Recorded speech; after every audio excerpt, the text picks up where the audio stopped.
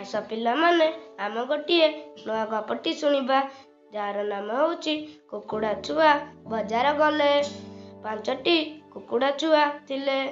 ଦିନେ ସେମାନେ ବଜାରକୁ ଗଲେ। କୁକୁର ବି ସେମାନଙ୍କ ସହିତ ଗଲା। କୁକୁଡ଼ା ଛୁଆମାନେ ସୀତାଫଳ, କଦଳୀ ଓ ଆମ୍ବ କିଣିଲେ। ସେମାନଙ୍କ ଫେରିଲା ବାଟରେ ବଣଟିଏ ପଡ଼ିଲା। ବଣ ଭିତରୁ ବିଲୁଆଟିଏ ବାହାରିଲା। ସେ କୁକୁଡ଼ା ଛୁଆମାନଙ୍କୁ ଖାଇବାକୁ ଆସିଲା। କୁକୁରଟି ଭୋ ଭୋ କରି ବିଲୁଆକୁ ଡରାଇବାକୁ ଲାଗିଲା। ବିଲୁଆ ଡରିଯାଇ ବଣ ଭିତରେ ଲୁଚିଗଲା। କୁକୁଡ଼ା ଛୁଆମାନେ ଭାରି ଖୁସି ହେଲେ। ସେମାନେ ଖୁସି ହୋଇ ଘରକୁ ଫେରିଲେ। ଏଠାରେ ଗପଟି ସମାପ୍ତ ହେଲା।